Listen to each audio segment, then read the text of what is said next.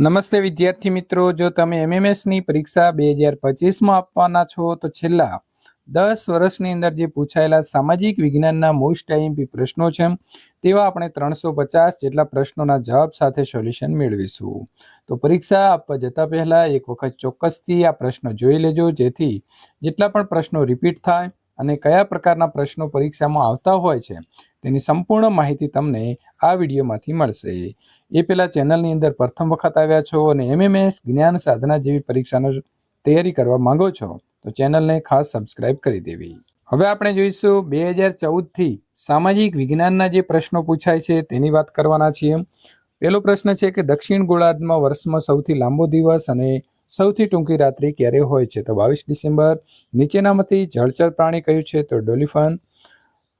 લંડનની અંદર Indian home rule સોસાયટીની સ્થાપના કોણે કરી હતી? તો શ્યામજી કૃષ્ણ વર્મા. ભારત આવવાનો જળમાર્ગ શોધનાર કોણ હતો? તો વાસ્કો દ ગામા. ગુજરાતની અંદર કેટલી મહાનગરપાલિકાઓ આવેલી છે? તો 8. ભગવાન બુદ્ધના બાળપણનું નામ શું હતું? તો સિદ્ધાર્થ. ગુલામ વંશના શાસન સમયની અંદર દિલ્હીની ગાદી ઉપર બેસનાર પ્રથમ મહિલાનું નામ શું હતું? તો રજિયા બેગમ.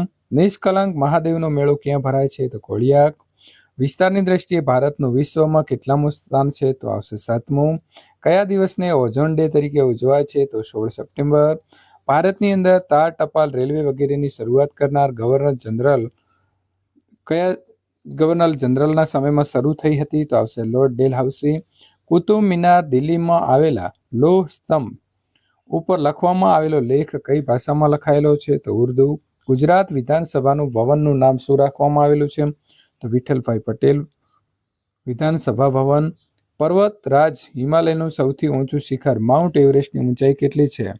તો આવશે 8,848. વનરાજના સમયમાં પાટણ કયા નામે ઓળખાતું હતું? તો અણહિલપુર. મિત્ર મેલા નામની સંસ્થા જે છે તેની સ્થાપના કોણે કરી હતી? તો વીર સાવરકર. ઉત્તરાખંડની અંદર ચમોલી જિલ્લાની રેની ગામે થયેલું સામાજિક પર્યાવરણીય આંદોલનનું નામ શું હતું? તો ચિપકો આંદોલન. પથ્થર ઉપર કોતરીને લખાયેલા લેખને શું કહેવાય? તો શિલાલેખ. આંતરરાષ્ટ્રીય સરહદ દર્શાવવા માટે કઈ સંજ્ઞા વપરાય છે? તો મિત્રો ચોથા નંબરમાં આપી છે તે 20. નીચેની વ્યક્તિઓ પૈકી ભારતીય અવકાશ યાત્રી તરીકે કોનો સમાવેશ નહીં થાય? તો પીટી ઉષા. એનો સમાવેશ અવકાશ યાત્રી તરીકે નહીં થાય. રાકેશ શર્મા, સુનિતા વિલિયમ અને કલ્પના ચાવલાનો થશે. ભારતનો પ્રમાણ સમય એટલે કે સ્ટાન્ડર્ડ ટાઈમ કયા રેખાંશ ઉપરથી નક્કી કરવામાં આવ્યો છે? તો 82.5 પૂર્વ રેખાંશ. ગુજરાતનો દરિયા કિનારો કેટલા કિલોમીટર લાંબો છે? તો 1600 કિલોમીટર. સિંધુ ખંડની સંસ્કૃતિનું ગુજરાતનું કયું સ્થળ ખંભાતના અખાતથી નજીક આવેલું છે? તો લોથલ, અમદાવાદમાં. ભારતીય સંસદની લોકસભાની સભ્ય સંખ્યા કેટલી છે? તો 545. સમ્રાટ હર્ષવર્ધનના સમયમાં ચીની મુસાફર યુએન શાંગ કઈ વિદ્યાપીઠમાં અભ્યાસ કરેલો? તો નાલંદા. નંબર 26. પૃથ્વી ઉપર આવેલા 66.5 ઉત્તર અક્ષાંશને શું કહે છે? તો ઉત્તર આર્કટિક વૃત્ત કહેવાશે. પ્રશ્ન નંબર મિત્રો 27. રાજ્યના પ્રથમ નાગરિક અને બંધારણીય વડા કોણ ગણાય? તો રાજ્યપાલ. જો દેશના હોય તો રાષ્ટ્રપતિ ગણાશે. દક્ષિણ ભારતનો પ્રાચીન હિંદના ઇતિહાસનો છેલ્લો હિન્દુ સમ્રાટ કોણ હતો? તો પુલકેશી બીજો. ભારતનું ઊંચું શિખર માઉન્ટ ઓસ્ટિન કઈ પર્વતમાળામાં આવેલું છે? તો કારાકોરમ. દક્ષિણ ભારતમાં મહારાજ્ય વિજયનગરની સ્થાપના કરનાર હરિહર અને બુક્કારાય જે હતા એ બે ભાઈઓને પ્રેરણા કોણે આપી હતી? તો વિદ્યારણ્ય. પ્રશ્ન નંબર 31. ભારતના બંધારણે કેન્દ્ર અને રાજ્યને સોંપેલા કાર્ય અને સત્તાઓની સંયુક્ત યાદીમાં કેટલા વિષય છે? તો 47. હલકારો એટલે કે ઘોડેસવારો દ્વારા ટપાલ મોકલવાની પદ્ધતિ ડાક ચોકીની કયા સુલતાને ચાલુ કરેલી હતી? તો અલાઉદ્દીન ખિલજી. નીચેના પૈકી કયું મોટું બંદર ભારતના પશ્ચિમ કિનારે આવેલું નથી? તો વિશાખાપટ્ટનમ. તે કઈ બાજુ આવશે? તો પૂર્વ કિનારે આવશે. રાજ્યની વિધાનસભામાં બજેટ કોણ રજૂ કરે છે? તો નાણામંત્રી. ઓરિસ્સા રાજ્યનું પાટનગર કયું છે? તો ભુવનેશ્વર.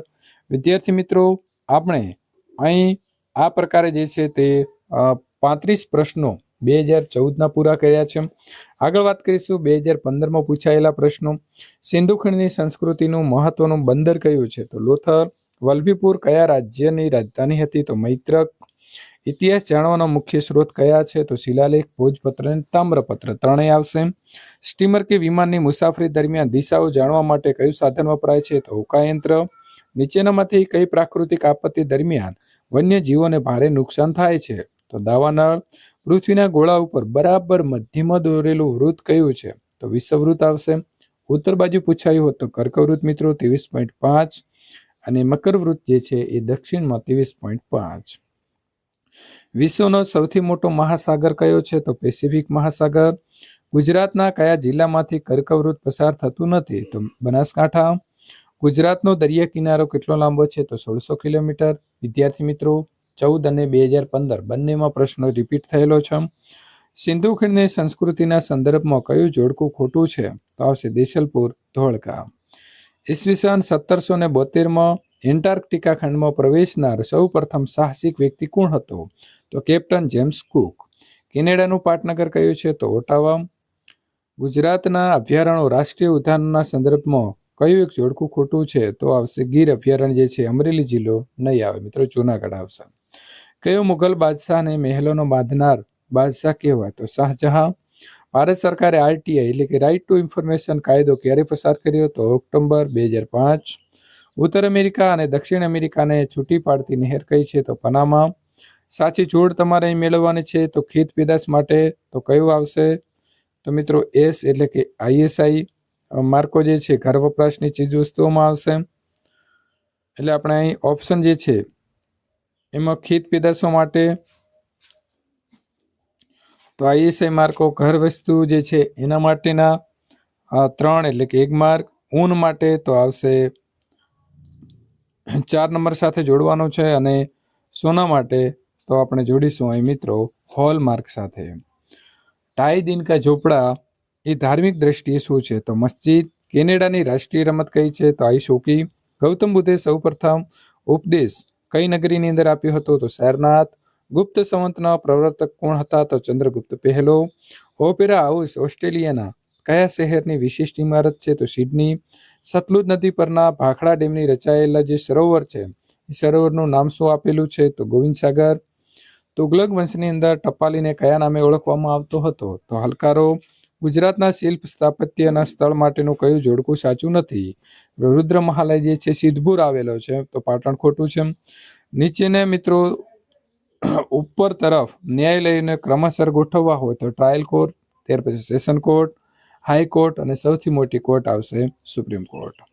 મધ્યપ્રદેશની ચંબલ નદી ઉપર કયો ડેમ બાંધવામાં આવ્યો હતો? તો ગાંધીસાગર. બિહુ નૃત્ય એ કયા રાજ્યનું પ્રખ્યાત નૃત્ય છે? તો અસમ. પાટણનું સહસ્ત્રલિંગ તળાવ કોણે બંધાવ્યું હતું? તો સિદ્ધરાજ જયસિંહ. આદિનાથ ભગવાન ઋષભદેવનું દેહરૂ શેત્રુંજય કયા સંપ્રદાય માટેનું છે? તો જૈન. એફિલ ટાવર ફ્રાન્સના કયા શહેરમાં આવેલો છે? તો પેરિસ. પાણીપતનું પહેલું યુદ્ધ ક્યારે લડાયું હતું? તો ઈસવીસન 1526માં. છત્રપતિ શિવાજીને કયા મુઘલ બાદશાહ સાથે વિગ્રહ કરવા પડ્યા હતા? તો ઔરંગઝેબ. નીચેના પૈકી કઈ માનવ સર્જિત આપત્તિ છે? તો બોમ્બ વિસ્ફોટ. પૃથ્વીનો જે ભાગ ઉપર વસવાટ કરીએ છીએ તો તેને શું કહેવાય? મૃદાવરણ. મિત્રો આ પ્રકારે 2016 લઈને 24 સુધીના પ્રશ્નોનું સોલ્યુશન મેળવવા માંગતા હોવ તો જે અહીં આપેલી એન્ડ સ્ક્રીન છે એના ઉપર તમે ક્લિક કરશો એટલે આગળના ભાગનું જે સોલ્યુશન છે તે મિત્રો તમે અહીંથી મેળવી શકશો.